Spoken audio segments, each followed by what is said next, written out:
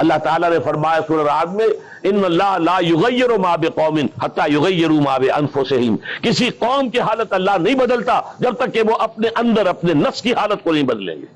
پہلے اندر اپنے آپ کو بدلو، پہلے حلال پر اکتفا کرو، حرام سے اجتناب کرو، گھروں میں شرعی پردہ نافذ کرو، شرعی پردہ، یہ رواجی پردہ نہیں، شرعی پردہ۔ پوچھئے علماء سے کس کس سے پردہ ہے، کس کس کے سامنے عورت آ سکتی ہے بغیر حجاب کے، کون ہے محرم، پوچھئے، اور چیزیں بھی پوچھ لیں، یہ بھی پوچھئے نا ان سے، پھر اس پر عمل کیجئے۔ اگر آپ اپنے گھر کے اندر پردہ نافذ نہیں کرتے اور شکوہ کرتے جی بڑی عریانی دنیا میں پھیل رہی ہے، تو آپ کو شکوہ کرنے کا حق نہیں۔ عریانی ہے، بے حجابی ہے، بے پردگی ہے، فحاشی ہے، پھیل رہی ہے، کیوں؟ ہم نے خود اپنے گھروں سے پردہ نکال دیا۔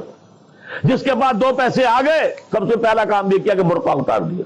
معلوم ہوا کہ یہ تو غربت کی علامت تھی، یہ تو گویا کہ دقیانوسیت کی علامت تھی۔ تو ہمیں یہ سوچنا چاہیے، ہماری معاشرت، اب کسی نے قانون تو ہمارے اوپر نافذ نہیں کیا ہے کہ عورتیں پردہ نہ کریں، اللہ کا شکر ہے آج تک پاکستان میں تو ایسا نہیں ہوا ہے۔ مسلمان ملک ایک ترکی بھی ہے، وہاں عورت اپنا سر بھی نہیں ڈھانپ سکتی۔ آپ کو اپنے اخبار میں آپ نے پڑھا ہوگا، ایک ممبر آف پارلیمنٹ ان کی آ گئی تھی کہ جس نے صرف سر ڈھانپا ہوا تھا، سکارف رکھا ہوا تھا سر پر، اس جرم کی پاداش میں اس کی وہ اسمبلی کی ممبرشپ بھی گئی اور ترکی کی سٹیزن شپ بھی گئی۔ ہمارے ہاں تو نہیں، جس گھر سے بھی پردہ نکلا ہے اپنی مرضی سے نکلا ہے، جس نے بھی چھوڑا ہے اپنے ارادے سے چھوڑا ہے، کسی نے آپ پر لازم نہیں کیا۔ تو پہلا کام دیکھیے اصلاح معاشرہ کا، پہلے اپنے آپ کو بدلو، اپنے آپ کو ٹھیک کرو، اپنے کردار کو، اور دونوں اعتبارات سے اپنی معاش اور معاشرت، معاش آپ کی جو بھی کمائی ہے جس پر آپ کا گزارا ہے اس میں کوئی حرام کی آمیزش نہ ہو، معاشرت جو رہن سہن ہے، باقی ظاہر بات ہے چور کا ہاتھ تو آپ نہیں کاٹ سکتے، وہ تو جب تک قانون نہ بنے اور وہ نظام نہ بدلے، زانی کو آپ سنسار نہیں کر سکتے جب تک کہ شریعت کا قانون جو ہے اس کی بالادستی نہ ہو جائے، وہ آپ نہیں کر سکتے، سود آپ ختم نہیں کر سکتے جب تک کہ وہ نظام حکومت ختم نہ کرے، ورنہ تو ہر ایک جو ہے پورے ہمارے نظام کا جو ہے تانا بانا سود پر ہے۔ لیکن خود تو اپنے آپ کو بچا سکتے ہو، ڈائریکٹ انوالومنٹ تو نہ ہو سود میں، خود تو سود پر قرض نہ لو، خود تو اپنی بچت وہاں رکھ کر اس پر سود نہ کھاؤ، اور فکس ڈپازٹ رکھ کر جو ہے سود نہ کھاؤ۔ کم سے کم ان دونوں اعتبارات سے جب تک کہ ہم اپنے آپ کو، تقویٰ تو بہت اونچی چیز ہے، اور تقویٰ بھی وہ جتنا کہ اللہ کے تقویٰ کا حق ہے، تو بہت اونچی بات ہے، کم سے کم جو صریح حرام ہے اس سے تو بچیں۔ تو پہلی منزل یہ، بلکہ میرے اب آج کی ترتیب میں دوسری منزل ہوئی۔ پہلی منزل کیا تھی؟ یقین والا ایمان حاصل کرو، یقین پیدا کرے ناداں، یقین سے ہاتھ آتی ہے وہ درویشی کہ جس کے سامنے جھکتی ہے فقوری۔ ایسے ایسے درویش گزرے ہیں۔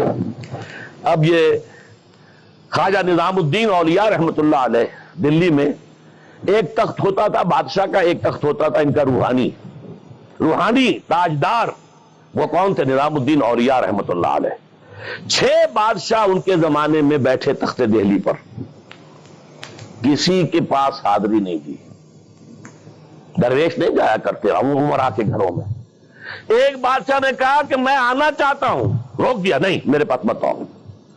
اس نے کہلوایا میں آ جاؤں گا، آپ کا دربار عام ہے، کھلا ہے، سب آتے، میں بھی آ جاؤں گا، آپ مجھے کیسے روک سکتے ہیں؟ جواباً کہلوایا کہ اگر بادشاہ ایک دروازے سے داخل ہوا تو درویش دوسرے دروازے سے نکل جائے گا۔ جھک رہا ہے کہ نہیں بادشاہ؟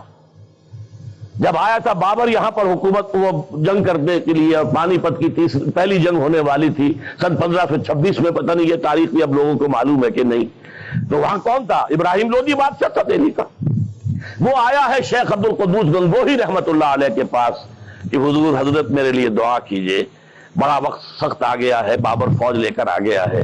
ان کا دعا نہیں کی، فرمایا ہٹ جاؤ یہاں سے، ہماری دھوپ چھوڑ دو، دعا نہیں کی۔ وہ آیا ہے ہاتھ جوڑ رہا ہے، دعا کی، دعا نہیں کی، اس لیے کہ ظالم حکمران تھا اور بابر نے شکست دی۔ تو یہ فقیروں کے پاس چل کے بادشاہ کیوں جا رہے ہیں؟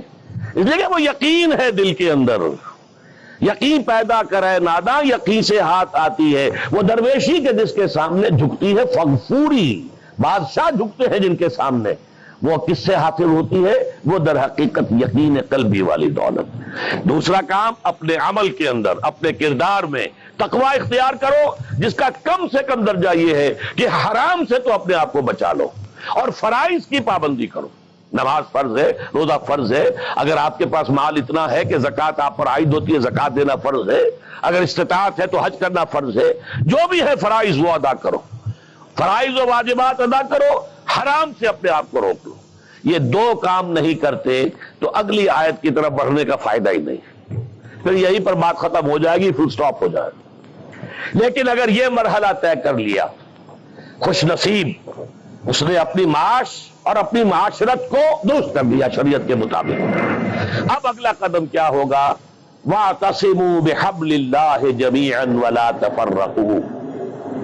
اب چونکہ تمہیں فرد سے آگے بڑھ کر ایک امت بننا ہے، دنیا میں انقلاب برپا کرنے کے لیے، اللہ کے دین کا بول بالا کرنے کے لیے، اللہ کے دین کو غالب کرنے کے لیے تمہیں تو فوج بننا ہے، خدائی فوجدار بننا ہے، لہذا تمہیں جڑنا ہوگا نا۔ تمہیں جوڑنے والی شے کون سی ہوگی؟ میں نے کہا تھا نا، فصیل کی مضبوطی کا دار و مدار دو چیزوں پر ہے، اینٹیں پکی ہو، افراد جو ہیں ان میں تقوی آ گیا، فرما برداری آ گئی، اینٹ پکی ہو گئی دینی اعتبار سے۔ اب ان کو جوڑنے والی شے کیا ہے؟ فرمایا اور سب مل جل کر اللہ کی رسی کو مضبوطی سے تھام لو اور تفرقوں میں مبتلا نہ ہو۔ وَاعْتَصِمُوا بِحَبْلِ اللَّهِ، حبل اللہ، اللہ کی رسی، مل جل کر جمیعاً، وَاعْتَصِمُوا بِحَبْلِ اللَّهِ جَمِيعًا وَلَا تَفَرَّقُوا، تفرقے میں مبتلا نہ ہو۔ تفرقہ ہوگا تمہاری قوت ختم ہو جائے گی۔ Divided you fall, United you stand. اگر تم مضبوط ہو اور مجتمع ہو، بنیاد مرصوص ہو، تو تمہیں کوئی شکست نہیں دے سکتا۔ اگر تمہارے دل پھٹے ہوئے ہو، تمہارے اندر رکھنے ہو، تو تمہارے اندر سے غدار نکل آئیں گے۔ جیسے کہ آپ کو معلوم ہے کہ انگریز جو آیا ہے ہندوستان میں، بنگال میں غداری ہوئی، میر جعفر نے غداری کی، اس لیے بنگال میں پلاسی کی جنگ میں فتح ہوئی لارڈ کلائیو کو۔ دکن میں ہمارا آخری تیر جسے کہا اقبال نے، ترکشے مارا خدنگے آخری، ٹیپو سلطان آخری چٹان تھی ہندوستان کے اندر، اور وہ بھی ایک غدار کی وجہ سے۔ جعفر از بنگال و صادق از دکن، ننگے آدم ننگے دین ننگے وطن، تھے کون؟ مسلمان تھے۔ لیکن یہ کہ اگر آپس میں تفرقہ ہے، آپ کے تفرقے کو دشمن استعمال کرے گا، آپ کو آپس میں ٹکرائے گا، ایک کے مقابلے میں دوسری کی مدد کرے گا، کبھی دوسرے کے مقابلے میں آپ کی مدد کرے گا، تاکہ آپس میں ٹکرا کر ختم ہو جاؤ۔ لہذا اتحاد، اب کیونکہ یہاں پہ اتحاد لکھا ہوا ہے تو اسی حوالے سے سمجھیے کہ وَاعْتَصِمُوا بِحَبْلِ اللَّهِ، جو اتفاق کیسے آئے گا؟ اللہ کی رسی کو مضبوطی سے تھامو۔